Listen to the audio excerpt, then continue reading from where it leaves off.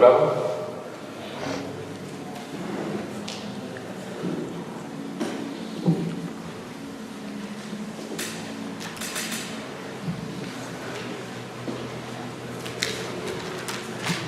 Y bueno, como hemos hecho anteriormente, pues cualquier pregunta que tengáis para cualquiera de ellos, pues podéis ir levantando la mano.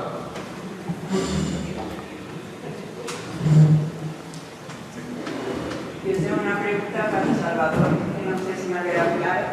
Tú has dicho que la fundación de Castella no tuvo una motivación geopolítica. Entonces, ¿y por qué crees que se le dio ese estatus jurídico tan importante en una época? Ya, esa es la pregunta. No sé si la fundación de Castella tuvo un carácter geopolítico. Lo digo por el procedimiento que se utilizó para ello. Fue echarle toda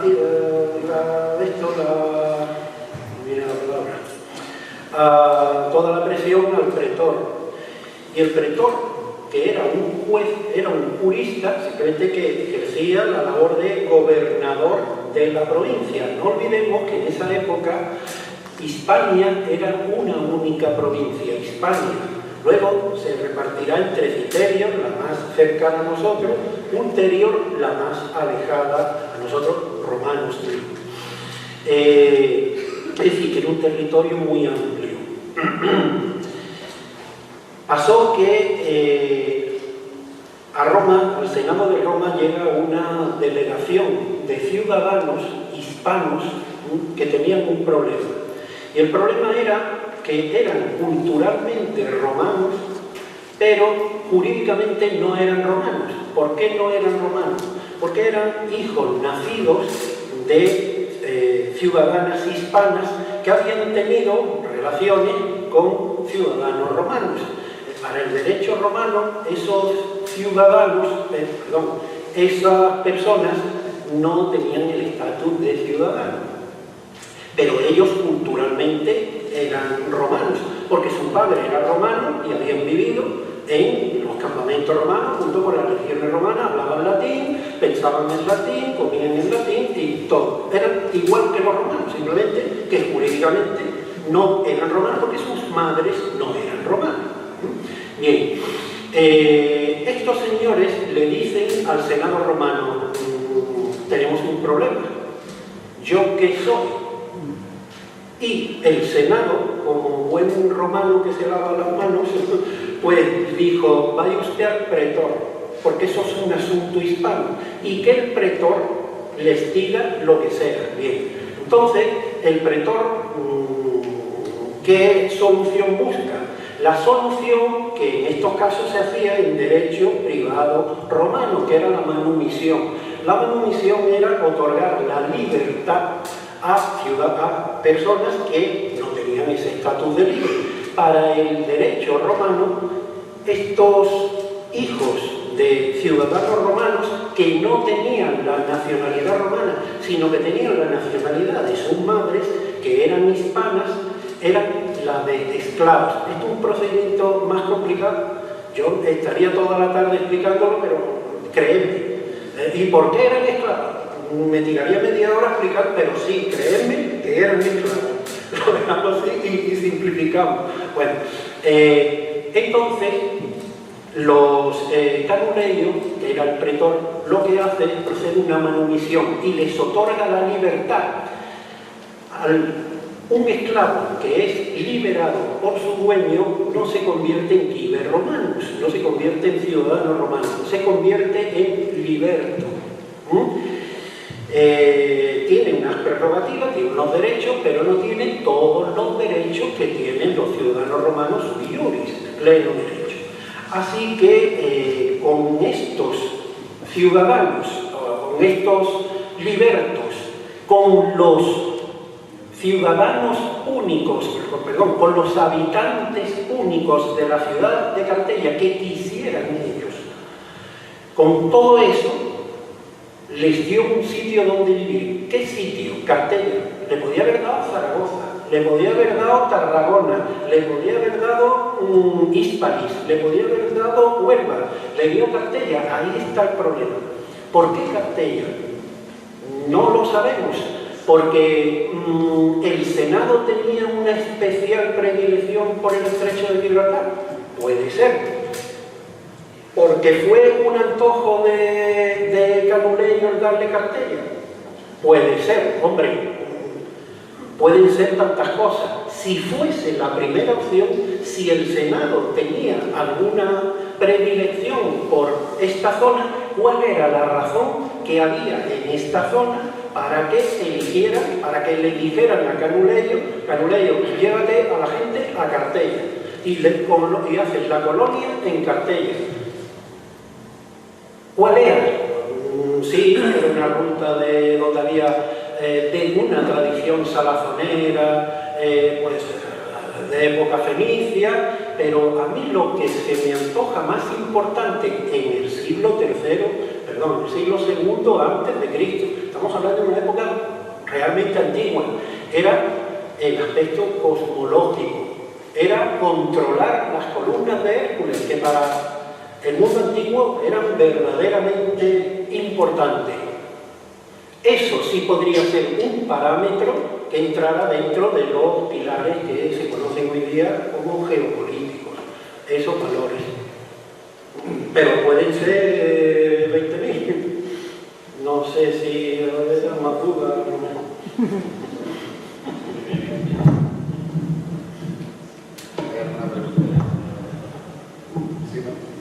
Sí, por ser respetuoso con la figura del moderador de la mesa, obviamente se han quedado en el tintero muchas cosas, ¿no?, en mi intervención.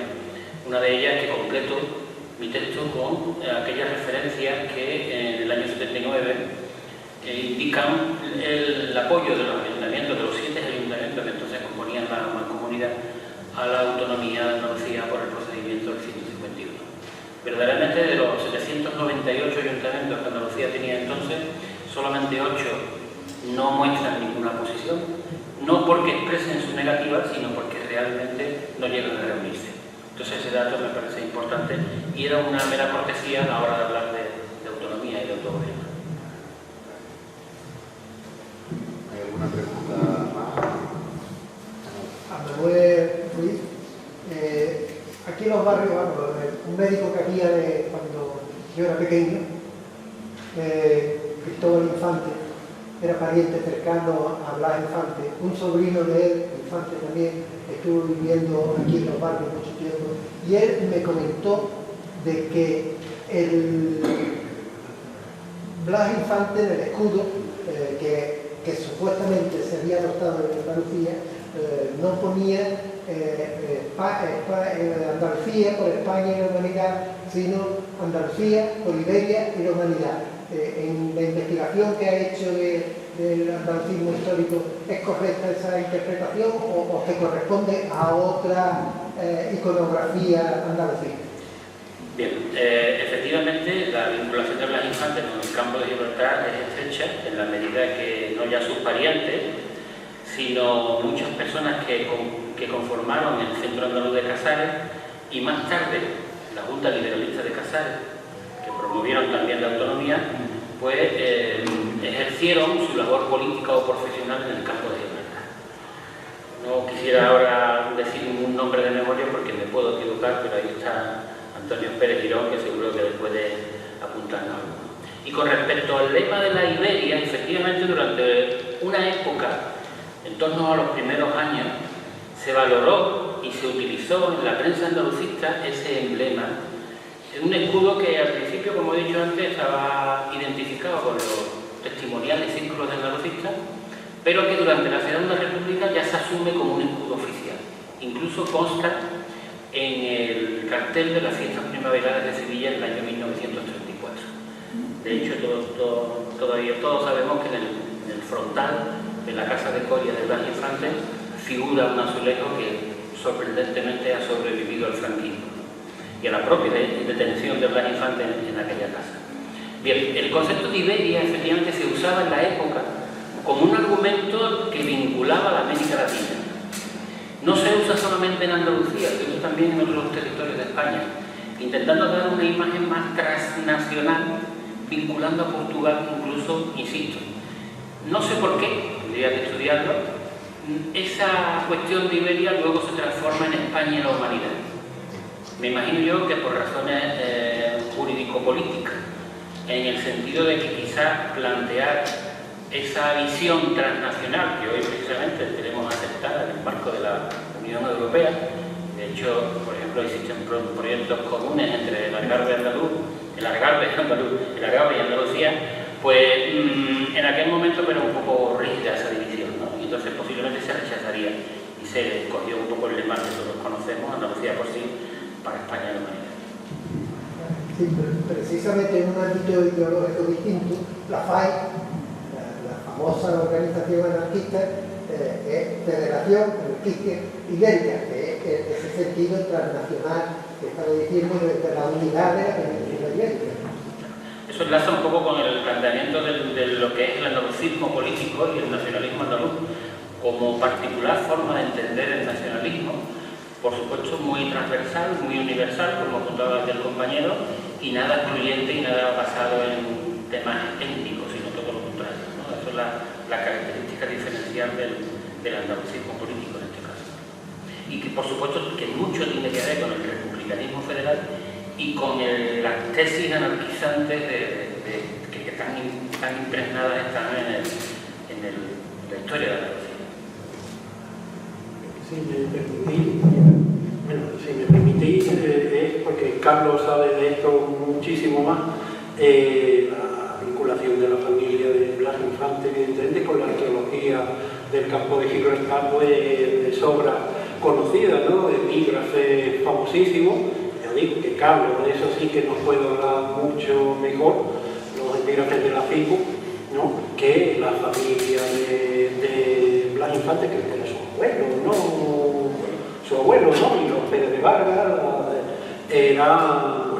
eran habituales visitantes, incluso cuando se estaba realizando la compilación del CIL, el Corpus Inscriptionum Latinarum, ¿no? Ese monumento tan maravilloso que los epigrafistas pues, utilizan, ¿no? La recopilación de todos los epígrafes del Imperio Romano, pues epígrafes de la FIPO fueron las familiares precisamente de Blas Infante los que llevaron este sabio alemán a la FIPO a recuperar y hacer las transcripciones de esos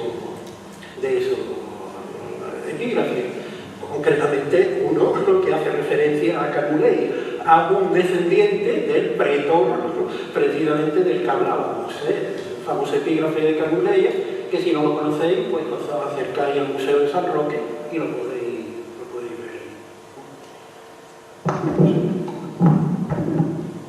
¿Hay alguna pregunta más, comentario?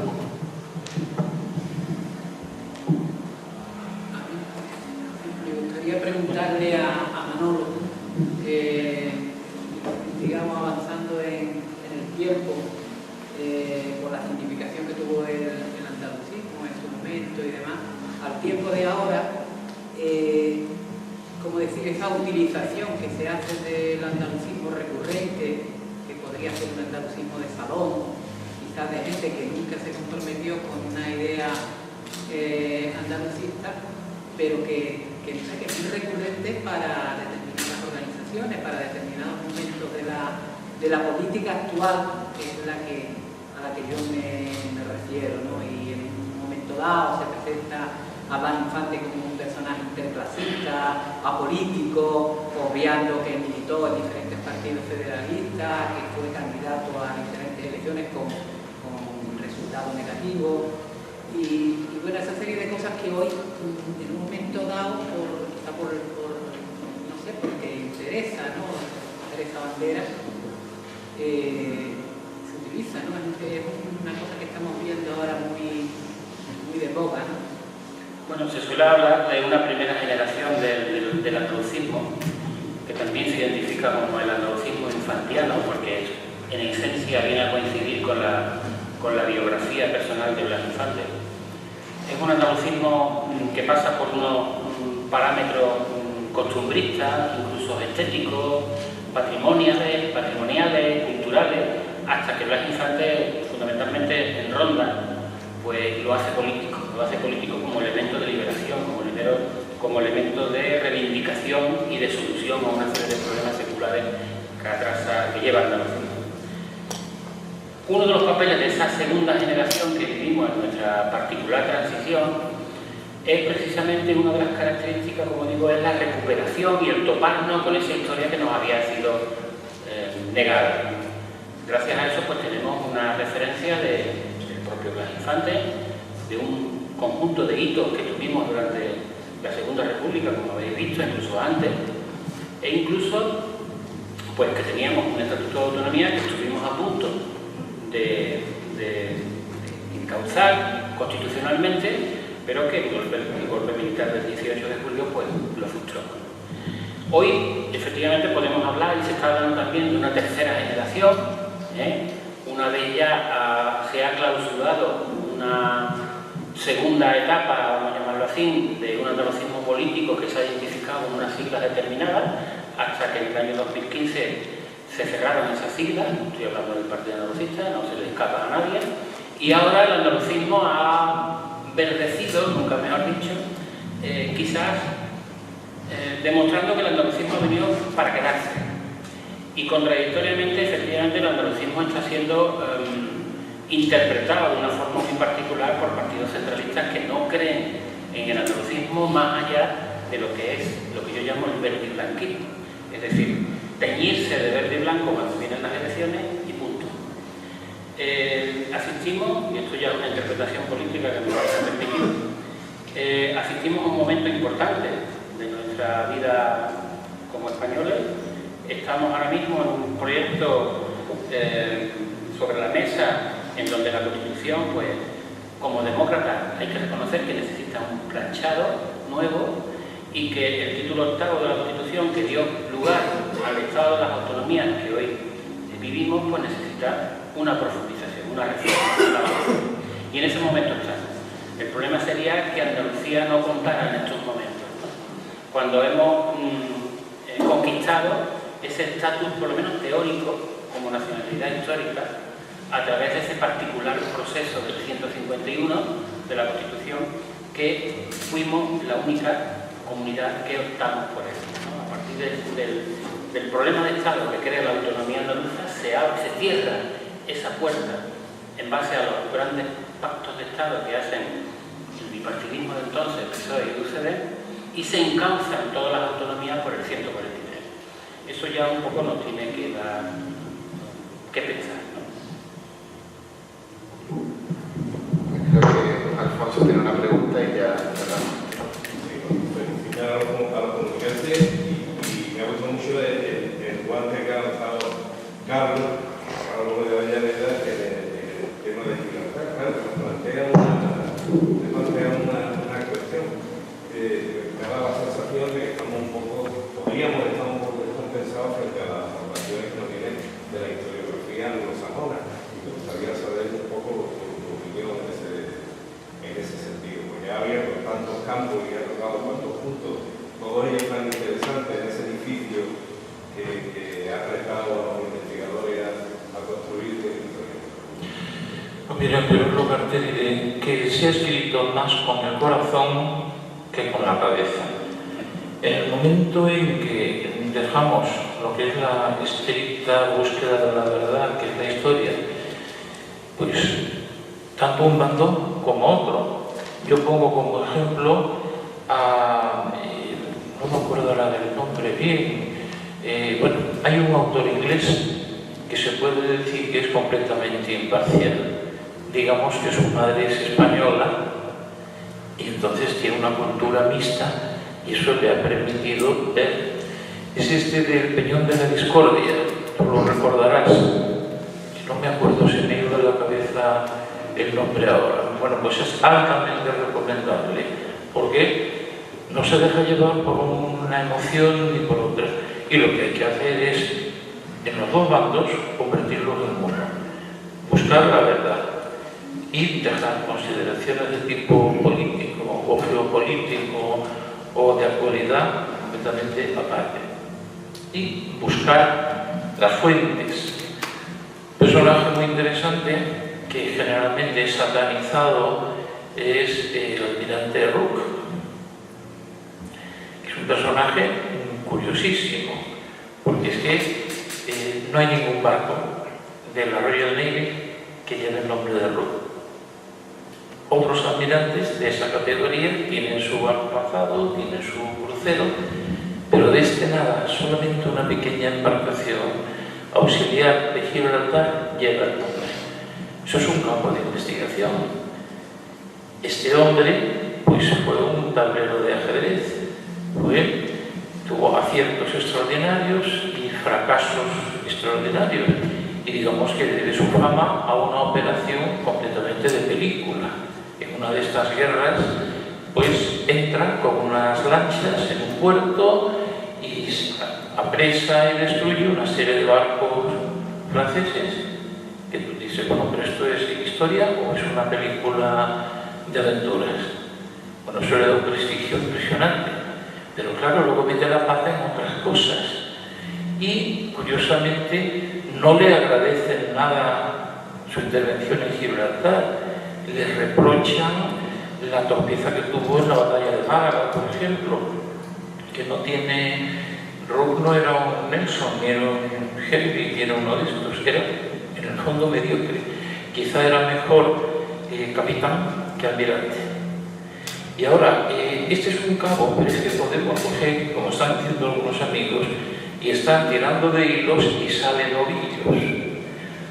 Hemos dicho la información indirecta, bueno, pues hay inventarios italianos del armamento que había en Gibraltar en el momento de la conquista o pérdida. Y me he pensado en eso, pues ahí están. Y hay que recurrir a fuentes de información poco conocidas. Y así acabaremos encontrando la explicación de las cosas. Gente que está muy cercana, por ejemplo, Correa de Franca, este es un cronista ceutí. Bueno, pues el punto de vista de Gibraltar desde Ceuta es que se quedan aterrados. Cuando ven el lío que se ha montado de cañonazos, mandan un barco a investigar qué es lo que está pasando. Y está allí discretamente viendo lo que pasa. ¿Por qué en Ceuta están horrorizados? Pues porque el principal puerto de suministro a Ceuta es Gibraltar. Y se queda Ceuta huérfana, porque Tarifa no tiene puerto. Tarifa es una playa, Málaga estaba lejos, Cádiz estaba lejos, y ahora, curiosamente, se dice, no, es que la pérdida de Gibraltar provoca el poblamiento del campo. Bueno, eso habría que matizarlo. Lo que sí es cierto es que provoca la resurrección del puerto de Algeciras, porque descubren que para suministrar a Ceuta, que estaba en ese momento con un asedio terrorífico, se dice que es el más largo de la historia, un asedio por parte del sultán marroquí, pues luego descubrí que desde Algeciras era muy fácil, que sustituye perfectamente a Ceuta. Por lo tanto, empieza ahí la ascensión del puerto de Algeciras, por lo menos del fondeadero. O sea, la historia es como una especie de rompecabezas que metes una pieza, encaja en un sitio, otra se cae, otra ya no encaja. Por eso es tan apasionante. Y yo propongo, no lo sabe todo el mundo, es una verdad de perogrullo, que hay que investigarlo todo, hay que buscar todas las fuentes. Los archivos que se usan poco, la cuestión de cartografía histórica, importantísima. Y lo que no podemos hacer es seguir las pautas que trazó un señor en el 18, otro un poquito más tarde, y otro, y otro, y otro, y otro, y sustituir la historia por patriotismo, del bando que sea. Cuidado, cuidado. Y también quiero hablar que es que, por ejemplo, entras en internet, Gibraltar, y ahora las páginas históricas hechas por Gibraltar, bueno, está a la vista de todos, omiten el periodo que ellos llaman periodo español. O sea, conquista de Gibraltar en el siglo XV, y luego la cuestión de la conquista anglo-holandesa. Bueno, eso eso no es historia. Es una cosa, la historia existe, es infantil. Y esa es una crítica, bueno, mis grandes amigos, los historiadores de Gibraltar, no creo que estén de acuerdo con eso. Pero igual que digo una cosa de un bando, pues lo digo de otro. En España normalmente para escribir de Gibraltar se ha mojado la pluma en patriotismo. Bueno, no, está muy bien, pero tranquilos que hay que y buscar fuentes, hacer estudios críticos. Y bueno, tenemos un campo fantástico, pero fantástico. Y no seamos dos bandos, seamos un solo bando. Objetivo, no quedar por encima de nadie, sino objetivo, encontrar la verdad entre todos. En fin, podríamos estar hablando muchísimo sobre estos aspectos de la historia. Hay tantas cosas. He tocado el tema de los molinos, el Pradillo. Eso es fabuloso. Desde el siglo XVI hay constancia de eso. Parece ser que es una isla en el istmo, en los arenales del istmo. Una zona con tierra, una zona con agua, que en el siglo XVIII hay una pequeña población que desaparece. Pues eso es un campo de trabajo, a investigar, a trabajar. Y nada, no me quiero enrollar más, ¿no? Solamente animar a que tanto este como otros temas se trabajen a fondo.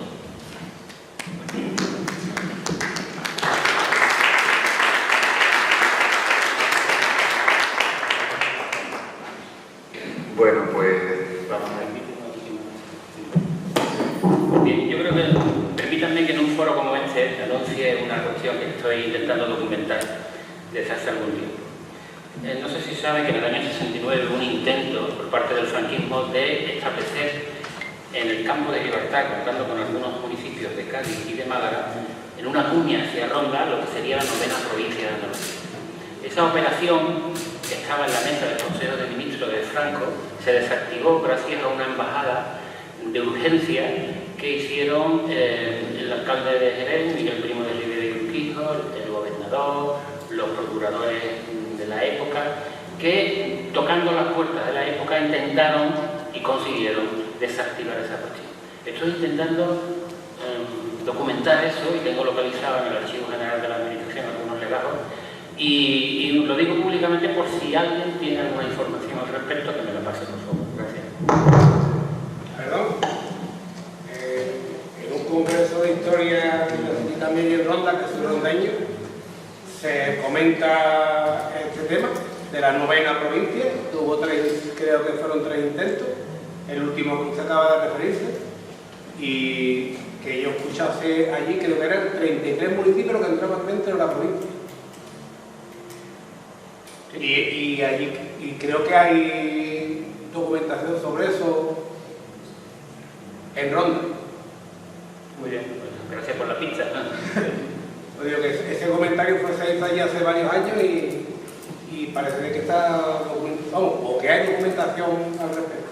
Y también la Diputación de Málaga se opuso al proyecto. Porque muchas veces cuando se habla de la primera provincia, todo se circunscribe a los intereses de Cádiz o los intereses de Jerez o Primo de Rivera, que es alcalde. Pero hay que considerar que la Diputación Provincial de Málaga también se opuso, porque dentro de ese proyecto le cercenaba la costa del sur occidental, desde por incluir la Cervera Ronda.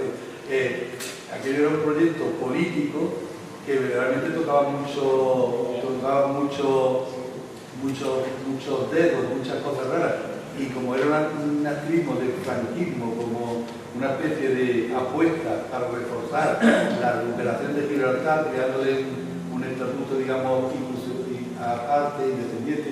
Yo tengo leído, escuchado, de que incluso se habló de determinadas ventajas fiscales para la zona, ¿no? Pero que realmente el proyecto era un proyecto de tipo propagandístico de cara a la propuesta que había hecho España en la ONU. Era un proyecto de Castilla, pero que encontraba una oposición total, no solamente por parte de Cádiz y la Diputación, sino por parte también de Málaga. Muchas veces cuando hablan de la provincia, se olvida de que de esa supuesta 9ª provincia también entraban otros municipios malagueños. Yo soy de Estepona, por ejemplo. Entonces, Y aparte incluso la configuración geográfica era un poco extraña porque lógicamente sigue el eje del tren de Algeciras a Ronda, que incluye todos los municipios rondeños, pero por ejemplo hay zonas de la serranía de Cádiz que históricamente han estado englobadas en la comarca de Ronda y se quedaban fuera, y en cambio de la provincia podrían sitios como Junquera, como todos, que conforman parte de la Sierra de la Nieve, que nunca han tenido ninguna conexión con esta tierra, lo cual me hace pensar que era más que un proyecto basado en lo que decía antes Salvador, de una geopolítica, o crear una unidad, en hacer un argumento político, porque sí es cierto que existe conexión entre la artesanía de Ronda y el campo de libertad. Sí es cierto que existe mucha coordinación, mucha implicación económica entre la zona occidental de Málaga, incluido Estepona para acá, del campo de libertad. Eso siempre formó una unidad. Pero el hecho de enclavar dentro de esa provincia municipios que nunca tuvieron relación con esta zona, como Junquera de otro lado, y descajar municipios, como por ejemplo Senerí, habla más de un proyecto muy embrionario y más de un corte propagandístico que realmente de un proyecto viable a nivel, digamos, de construcción geopolítica. No, la cosita, en principio, hasta donde yo sé, era el instante histórico en donde Gibraltar pudo estar más cerca de España y la intención era un poco menos que hacer una alfombra político-jurídica para que Gibraltar fuera la capital de esa novena provincia. Y efectivamente, Málaga tiene también muchas cosas que decir.